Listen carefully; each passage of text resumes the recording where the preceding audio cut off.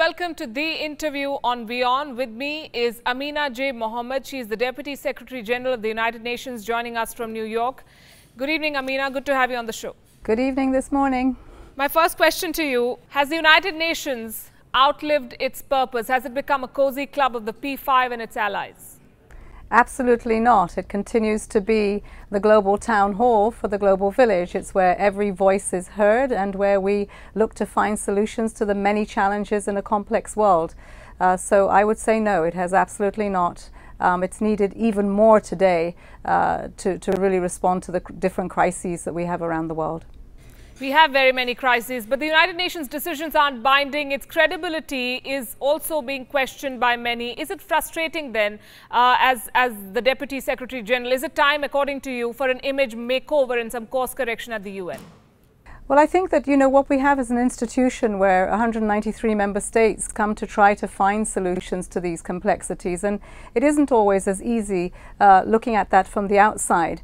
But I think the strength and integrity that we have is that we're able to do this together, and that we prove and underscore that multilateralism is just about that, trying to move the agenda, address the crises with a number of solutions for it. Yes, it's more difficult some years than it is others, but I think it's the best way forward, that's sustainable, that is owned, that is done together, as difficult as it may be in some circumstances. Would you say this is one of the toughest phases for the United Nations and its identity? And would you agree at least that when you look for solutions, your agenda is tilted in favor of a select few? Oh, absolutely not. It's always in favor of the majority. It's in favor of the vulnerable. It's in favor of humanity. It's in favor of what we do in respect to the environments that we live in and the context that we address.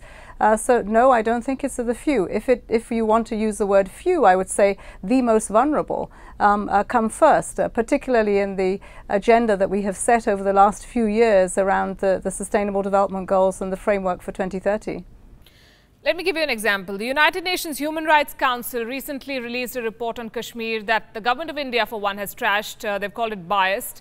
The council is headed by a man whose record has been questioned. Why should anyone take such reports seriously and act on them?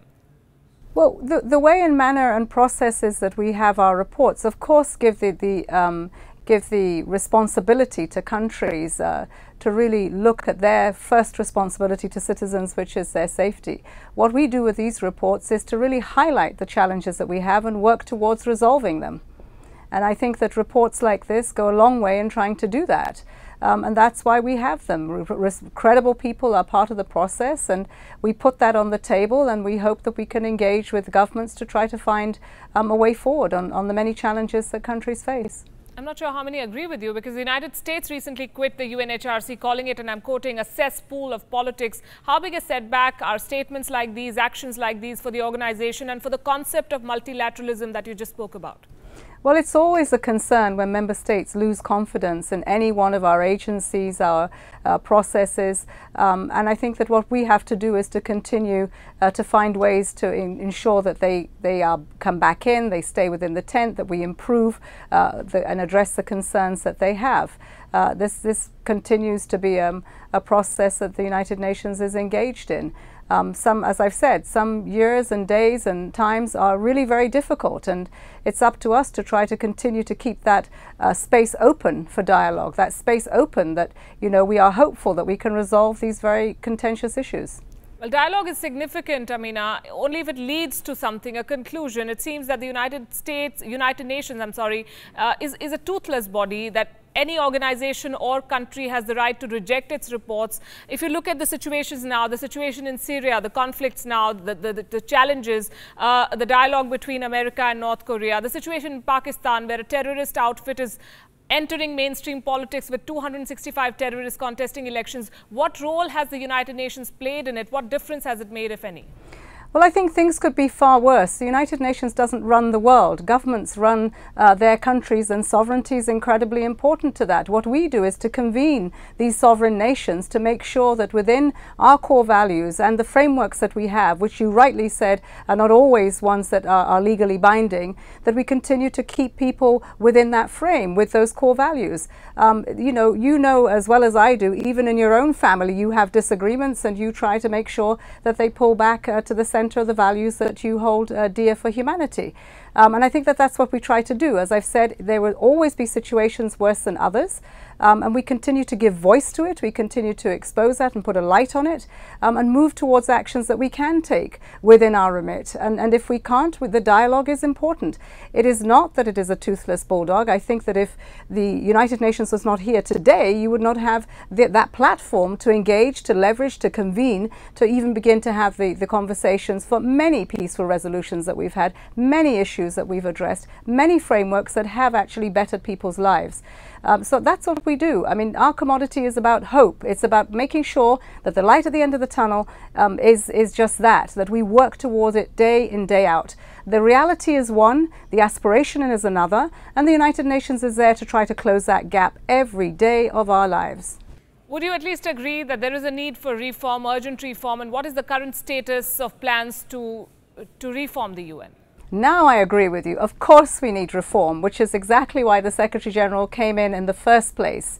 When he looked at the state of the world and understood perfectly from his background of having been a head of state and government for 10 years, but also head up the humanitarian system, to say that, look, quite frankly, there must be ways of doing things better and repositioning, reorganizing the United Nations to be more responsive and to deliver better. And that's why we have the three reforms in one: the management, our peace and security, and development. And we've got now the development reform through. We wait for member states to give us their green light to the management and to the peace and security, which we hope will make a much more difference together than we've had before. India contributes majorly to the United Nations peacekeeping missions, but it doesn't get enough say in the formulation of the mandate. How do you propose to address this? Well, this is part of what we are addressing, is to bring much more focus on the processes that we go through and how we build up our peacekeeping missions. India has not only does it contribute, but it has sacrificed a huge amount in terms of people and investments. And so as part of the reform, that is what we are trying to address. And I hope that we will have a conclusion in the next few months, where I think people will feel that they are, they are involved. And they do get the feedback, the response, and the place that they feel is justly theirs. Is it also possible for an Indian to become the Secretary General of the United Nations, or is this a job that only goes to smaller countries? Absolutely, it is possible. I think that that's one good thing about the United Nations. There are many things that are possible. And to work with them, I would hope that, I'm one of those people who hopes that we will get a woman as a Secretary General in the time to come, and that would be great if we would have an Indian woman. Oh, I agree with you. And being a woman, do you also think that women's representation is at the UN is strong enough right now? Oh, I think we have made giant strides in the year and a bit that we've been in. The Secretary General himself is probably our #1 feminist, and he started right from his office, where his chef de cabinet and myself are women. He's gone through to his senior management group that are 50-50. The gender parity reform that he's put in place has a time frame, and it is pursued rigorously through the Chief Executive's Board. Just recently, we got our 50-50 on the resident coordinators in over 129 countries. So yes, I think that we are good solid steps. We have a way to go, and there are many difficult challenges to it. I hope that along with gender parity, we can see a better regional representation, and that we can see more young people in place. And I think, watch this space. It is moving in that direction. We sure will. We also recently reported, Amina, the case of a Sudanese rape survivor who killed her husband in self-defense. She was first sentenced to death, then she was given 5 years in jail after a lot of outrage. What do cases like these say about the status of women in Africa? Well, I think the one thing it says is that when something like this happens, arms are taken up. And I know that the United Nations, our UN Women took this up very quickly, together with all the other agencies, NGOs, the huge international support that we got. So I think that you can no longer hide behind walls of injustice in this kind of issue. Of course, this was an engagement with the government, and a government that responded in the end. I think that, It is a crack that we have opened now. We wish to see zero tolerance of violence against women. We need to make sure that all of these issues are addressed in a way that is sustainable and that it's not just a one-off. I hope that this will signal much change, become a reference. I'm a Muslim in Africa, from Nigeria, and I would hope that, you know, we do adhere to the rule of law when we look at these cases and we don't victimize women. Indeed. Do you think that efforts like Bring Back Our Girls would support the cause of the safety of other affected African girls as well? What is the UN doing to end this kind of violence against women and girls? There are many things that we do in our different programs, and I think that in the case of Bring Back Our Girls, which is also from a part of the country that I come from in Nigeria, I think that that has been the torchbearer of actually putting a real big light on all the other girls that have gone, that have come back. I think the Bring Back Our Girls incident ensured that the attention that was given to the last kidnapping of girls happened very quickly, and for the two that we still look for, you know, that was a big moment. However, in the programming that we do, and of recent some of the partnerships that we have with the EU, we are addressing this and looking at the root causes. Also saying that this is not an isolated investment or attention that we give to girls that are either being kidnapped or the subject of violence, is to look at it in its holistic sense. So what are the socioeconomic issues that underpin a lot of the root causes that allow this? What are the governance structures that we need to have in place to make sure that sustainably we can protect our women and girls going forward? In particular, we now have a 500 million euro spotlight initiative together with the European Union, and we are looking to see how we can leverage more funding and that it is a global response. You know, violence against women is different in every region, and we want to be incredibly focused on the root causes and on the region specific.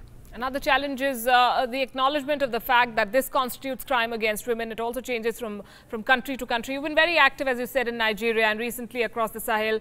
Tell us a little more about what is being done in these areas in particular to prevent violent extremism and to sustain peace and advance development. Again, as I said, you know, taking a holistic view to this country by country, but most recently in the Sahel, which of course includes Nigeria, these 10 countries have just revised the Sahel strategy, which takes into account the context of violent extremism and its root causes, the context of climate change and its nexus with security and development, the extreme poverty, where women are. I mean, 50% of our populations are women. I don't know any bird that flies on half a wing, so we must invest in the whole. And the strategy looks at these 6 issues in interrelated way and brings a narrative to the Sahel that talks about prosperity and peace. We look to see that we are more organized, coherent and coordinated behind governments and strengthening institutions to deliver this not just at scale but sustainably. So we will be going to the African Union in the next few days, and one of the things that we will do is to sit with governments and to look at this strategy, find the investment plans that are needed, put as much of the delegation of responsibility, leadership and investments closer to the ground than we ever have done before.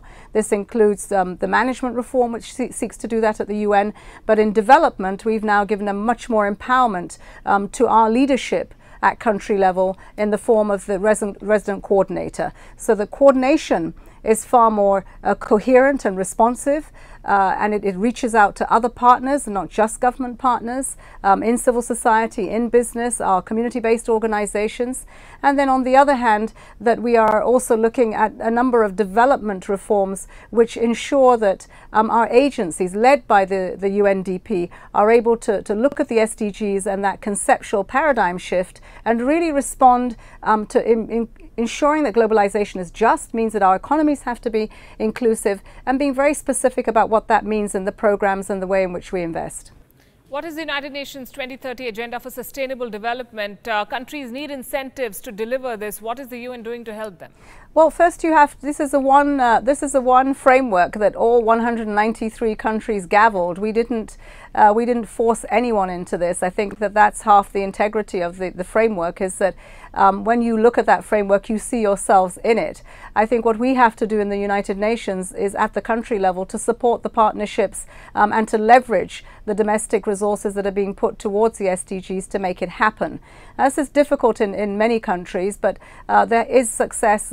now that people are more aware and that we're having a discussion not just about health and education and water resources in its silos, but how that can be sustainable in government giving those services over the long term and not just, short-term fixes which don't work.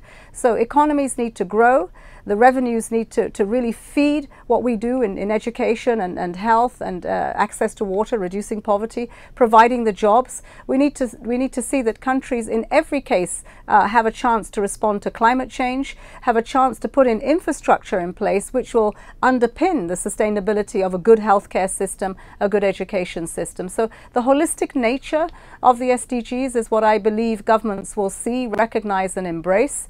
It is up to the international community to come forward with its partnership, again, for many reasons in its own vested interests, for peace, for addressing issues of migration, addressing issues of terrorism, to invest in this. It is a dividend that pays for all.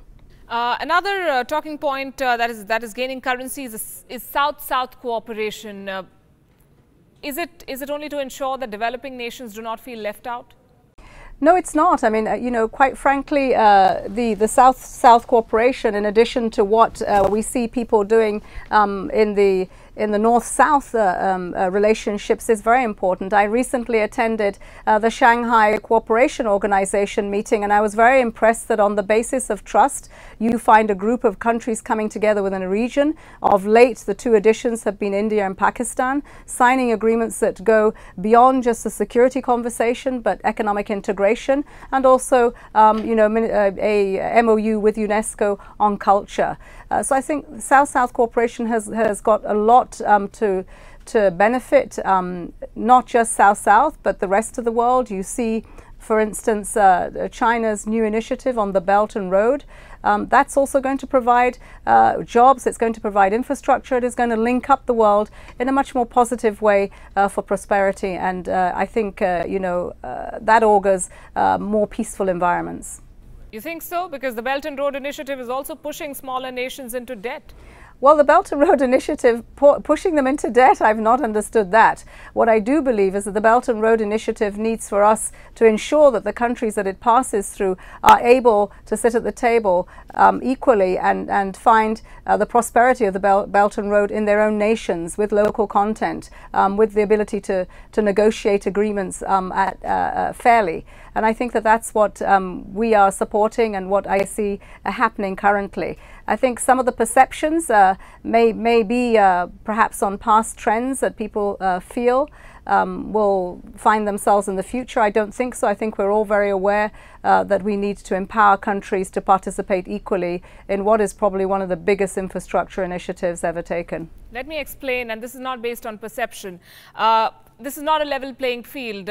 China has a lot of money to fund what it's trying to do. Countries like Sri Lanka, countries like Pakistan have taken money from China. China has invested up to $50 billion in Pakistan, or is in the process of investing. And so with that money that the Pakistani government has taken, it doesn't have enough to even repay the interest. So it takes more money from China and it turns into a vicious cycle, and that's what we're seeing happening in smaller nations like Nepal, like Sri Lanka. A huge chunk of their GDP is the kind of money they owe to China. Does the UN not see it? Does it not see that this is a debt trap? Well, I hope that this is not a debt trap and that we are looking at that, not from the United Nations doesn't deal with people's macroeconomics. You know that's the business of many of our multilateral institutions in finance.